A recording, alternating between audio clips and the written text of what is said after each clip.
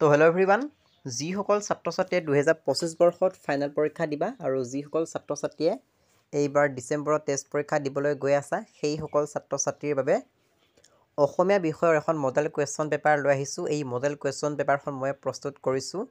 যদিহে তোমালোকে এই মডেল পেপাৰখন ভালদৰে প্ৰেক্টিচ কৰি যোৱা আৰু গোটেইখন যদি ভালদৰে চাই যোৱা তেনেহ'লে পৰীক্ষাত তোমালোকে লেটাৰ পাবা সেইটো খাটাং, আৰু এই মডেল পেপাৰখনৰ পৰা তোমালোকৰ পৰীক্ষাত 95%, 96% কমন পৰিব, হয়তো 100%ও কমন পৰিব পাৰে। গতিকে এই মডেল পেপাৰখন স্কিপ নকৰিবা। স্কিপ কৰিলে তোমালোকে একো বুজি নাপাবা আৰু তোমালোকে পৰীক্ষাত ভাল নম্বৰ নাপাবা।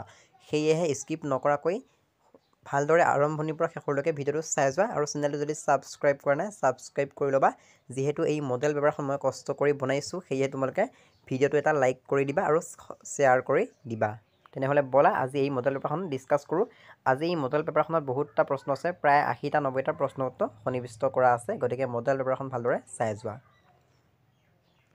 ইয়াত প্ৰথম প্ৰশ্ন দিয়া আছে, যতীন্দ্ৰনাথ দুৱৰাই ৰচনা কৰা পুথিখনৰ নাম কি? তোমালোকে জানাই, কথা কবিতা। এইটো প্ৰশ্ন পৰীক্ষাত আহে। তাৰপিছত মানুহৰ সাৰবস্তু কি? জ্ঞান। বসন্ত ৰোগ কিহৰ পৰা হয়? ভাইৰাছৰ পৰা হয়।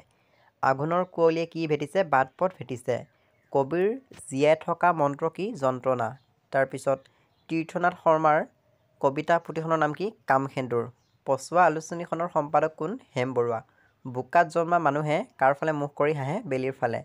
তাৰপিছত প্ৰবুদ্ধ শব্দৰ অৰ্থ কি? প্ৰবুদ্ধ শব্দৰ অৰ্থ হৈছে জ্ঞান লাভ কৰা। কাঠমিস্ত্ৰী ক'ত থাকিবলগীয়া হৈছিল? আন্ধাৰত ডুব গৈ থাকিবলগীয়া হৈছিল। বিজ্ঞান বুলিলে কি বুজা?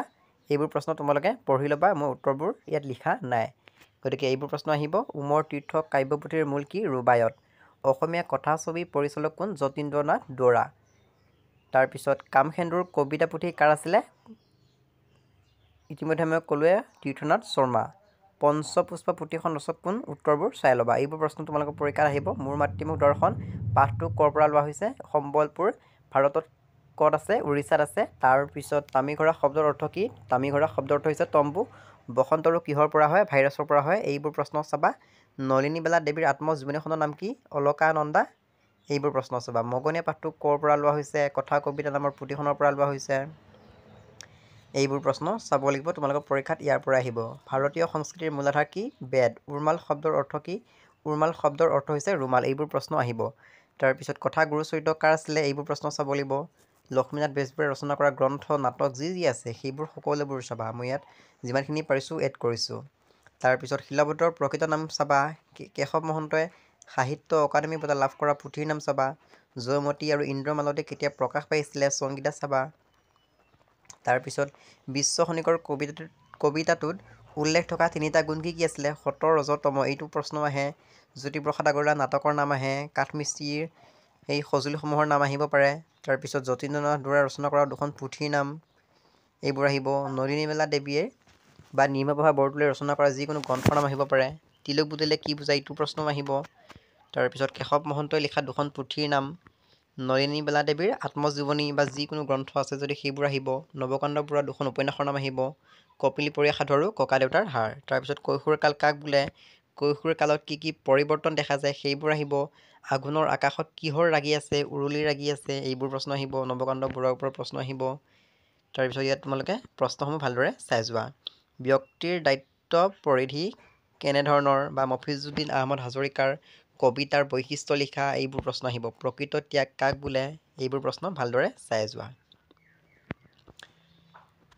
তাৰপিছত লক্ষ্মীনাথ বেজবৰুৱাক কিয় সাহিত্য উপাধি দিয়া হৈছিলে? এইবোৰ প্ৰশ্ন।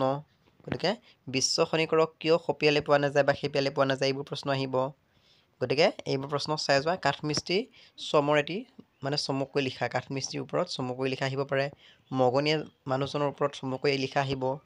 গতিকে উত্তৰবোৰ তোমালোকে প্ৰশ্নবোৰ ভালদৰে চাই যোৱা, উত্তৰবোৰ ধুনীয়াকৈ লিখি ল'বা। তাৰপিছত লং কুৱেশ্যন আহিব। এইবোৰ যিকেইটা দেখিছা এইবোৰ আহিব লং কুৱেশ্যন। অ'কে, গতিকে লং কুৱেশ্যনবোৰ চাই যোৱা। তাৰপিছত বৰগীত কাক বোলে?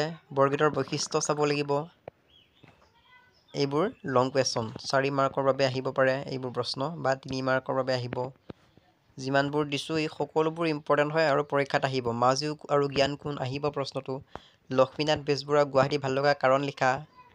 তাৰপিছত 10টা মূল্যবোধ নাম লিখা। মূল্যবোধ কাক বোলে? সুৰ সুপ্ৰচাৰ কাক বোলে? এইবোৰ প্ৰশ্ন আহিব। গতিকে এইবোৰ বহুত বহুত ইম্পৰ্টেণ্ট হয়, এইবোৰ প্ৰশ্নই তোমালোকৰ পৰীক্ষাত আহিব। গতিকে এইবোৰ স্ক্ৰীনশ্বট মাৰি লোৱা।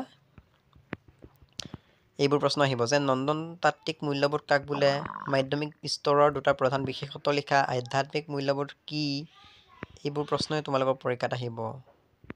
গতিকে এইবোৰ ভালদৰে প্ৰেক্টিছ কৰিবা। মূল্যবোধ কাক বোলে, কৈশোৰ কালত কি দুখন জগত আছিলে, সেই জগতডোখৰ নাম লিখা, বীৰ পূজাৰ ওপৰত আহিব। তাৰপিছত এইবোৰ প্ৰশ্ন, গতিকে চাই যোৱা। আৰু মূল ভাৱ কি আহিব ইয়াত দিছোঁ, বিশ্ব খনিকৰ বৰগীত, উভতি নহাৰ কবিতা, কৰোন্তম আৰু আঘোণৰ কুঁৱলী। তোমালোকে এই 5টা শিকি থবা, ইয়াৰ পৰা পৰীক্ষাত আহিব। তাৰপিছত প্ৰসংগ সংগতি দৰ্শাই ব্যাখ্যা কৰা, এইকেইটা দিছোঁ মই, তোমালোকে এইকেইটা শিকিবা, ইয়াৰ পৰা পৰীক্ষাত আহিব। তাৰপিছত যিকোনো দুটা কৰা, ইয়াত দিছোঁ কেইটামান প্ৰশ্ন, সেইকেইটা পঢ়িবা। তাৰপিছত আকৌ 4 নম্বৰৰ বাবে দিছোঁ আধ্যাত্মিক মূল্যবোধ সম্পৰ্কে লিখা, কৈশোৰ কালৰ বাবে কেনেধৰণৰ শিক্ষা প্ৰয়োজন আলোচনা কৰা, বা চিৰন্তন মূল্যবোধ সম্পৰ্কে লিখা। এইবোৰ প্ৰশ্নই তোমালোকৰ পৰীক্ষাত আহিব। 17তম গুণ কি আলোচনা কৰা, এইবোৰ প্ৰশ্ন শিকিবা। তাৰপিছত 5 নম্বৰৰ বাবে এইকেইটা প্ৰশ্ন উত্তৰ দিছোঁ হা, গতিকে এইকেইটা ইম্পৰ্টেণ্ট হয়, তোমালোকে স্ক্ৰীনশ্বট মাৰি ল'বা আৰু উত্তৰসমূহ লিখি ল'বা। তাৰপিছত ব্যাকৰণ, প্ৰত্যয় কাক বোলে, ই কেই প্ৰকাৰৰ, কি এইবোৰ আহিব। কৃত প্ৰত্যয় কাক বোলে, তদ্ধিত প্ৰত্যয় কাক বোলে, উদাহৰণ দিয়া। বিভক্তি কাক বোলে, ই কেই প্ৰকাৰৰ আৰু কি উদাহৰণ দিয়া, এইবোৰ প্ৰশ্ন আহিব। তাৰপিছত শব্দ বিভক্তি কাক বোলে, ই কেই প্ৰকাৰৰ, উদাহৰণ দিয়া। কাৰক কাক বোলে, ই কেই প্ৰকাৰৰ আৰু কি উদাহৰণ দিয়া। বা নিৰ্দিষ্ট বাচক প্ৰত্যয় কাক বোলে, 4টা উদাহৰণ দিয়া। বা জতুৱা ঠাঁচ কাক বোলে, ই কেই প্ৰকাৰৰ আৰু কি জতুৱা ঠাঁচৰ 2 প্ৰকাৰৰ প্ৰয়োগ দেখুওৱা। এইবোৰ প্ৰশ্ন 100% কমন হৈ আহিব। তাৰপিছত প্ৰত্যয় ভাঙা আহিব তোমালোকৰ 5টা, ইয়াত কেইটামান মই দিছোঁ চাবা, এইকেইটাই আহিব। তাৰপিছত বাক্য ৰচনা, যিটো জতুৱা ঠাঁচ বুলি কোৱা হয়, সেই তোমাৰ জতুৱা ঠাঁচ আহিব, 5টা আহিব, তাত 10 নম্বৰ থাকিব। গতিকে ইয়াত দি আছে, মানে দিছোঁ ইয়াত যে পানীত হাঁহ নচৰা, হাড়ক মাটি কৰা, হাত দীঘল, কাণে কাণ মাৰি। গতিকে পানীৰ তলৰ কাঁইট, এইবোৰে প্ৰশ্ন আহি থাকে। হাত দীঘল, চকু চৰহা, জয়দেউ কাকুতি। গতিকে এইকেইটা পঢ়িবা, ধোঁৱাশলীয়া, এইবোৰেই আহিব তোমালোকৰ পৰীক্ষাত। অ'কে।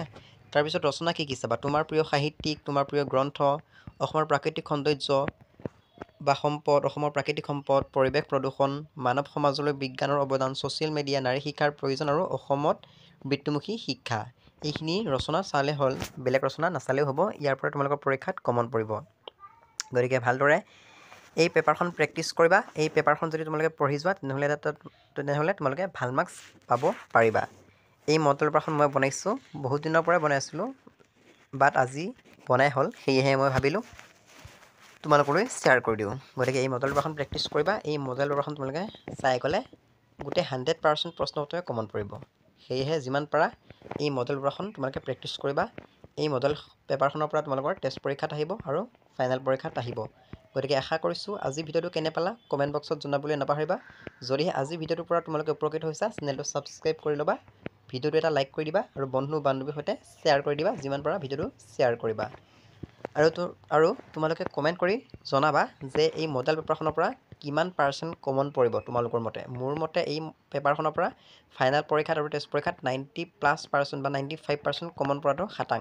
আৰু তোমালোকৰ মতে এই মডেল পেপাৰখনৰ পৰা ফাইনেল পৰীক্ষাতে হওক বা টেষ্ট পৰীক্ষাতে হওক কিমান % কমন পৰিব, আৰু সেই কথাটো কমেণ্ট বক্সত জনাই দিবা। আৰু যদিহে মডেল পেপাৰখন ভাল লাগিছে তোমালোকে কমেণ্ট কৰিবা যে মডেল পেপাৰখন বহুত ভাল হৈছে, এই মডেল পেপাৰখন ভেৰি হেল্পফুল হ'ব। এনেকৈ তোমালোকে কমেণ্ট এটা কৰি দিলে মই উৎসাহিত হ'ম। গতিকে যিমান পাৰা ভিডিঅ'টো শ্বেয়াৰ কৰিবা। ভিডিঅ'টো চোৱাৰ বাবে বহুত ধন্যবাদ। চেনেলটো যদি ছাবস্ক্ৰাইব কৰা নাই, ছাবস্ক্ৰাইব কৰি ল'বা আৰু তোমালোকৰ পৰীক্ষাসমূহ ভালদৰে দিবা বুলি আশা কৰিলোঁ।